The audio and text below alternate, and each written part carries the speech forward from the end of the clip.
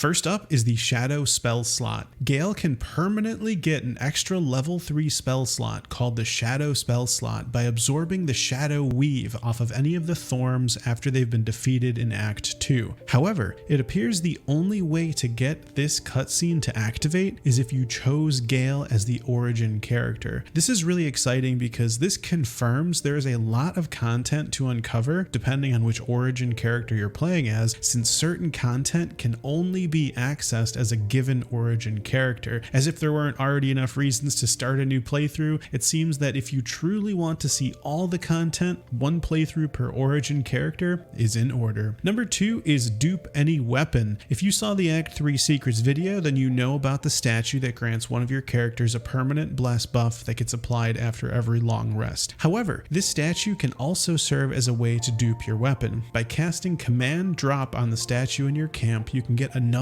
copy of the weapon you were holding when you purchased the statue, which can be very powerful. In order to get this statue, you'll need to head to the Circus of the Last Days and talk to Boney. One of the dialogue options is that you'd like a statue of yourself for your camp. Boney will tell you it costs 5,000 gold, and if you pay, then after each long rest you'll now have Bless on your character, granting 1d4 bonus to attack rolls and saving throws, and you'll also have a sweet statue of your character in your camp called the True Hero of Baldur's Gate that you can cast Command Drop on to get your new weapon. And if you like that tip, don't forget to click that like button and subscribe for more Baldur's Gate 3 videos. Number 3 is Shadow Entanglement and Shadow Blade. Shadow Entanglement lets you entangle undead and shadow creatures, which is quite strong. Shadow Blade creates a shadowy short sword which deals 2 to 16 psychic damage, and both of these are acquired from helping Arabella in Act 2. If you save Arabella in Act 1, then in Act 2 you'll find her near the Masons Guild asking you to help find her parents. If you head northwest to the House of Healing, you'll find Arabella's parents, and upon returning to Arabella and following up by talking to her again after a long rest, you will gain both of these abilities. The Shadow Blade is granted through a ring called Shadow Blade Ring, and the spell requires concentration, so unfortunately you do have to keep the ring on in order to keep this blade. And these items are perfect for a shadow themed character, and advancing Arabella's story is actually pretty interesting, and it is easy to miss if she dies in Act 1. Number 4 is the Hellfire Engine Crossbow. In the Steel Watch Foundry, there are 3 items that can be combined to create this very rare Hellfire Engine Crossbow. Those 3 items are the Targeting Module, Steel Watcher Arm, and Crossbow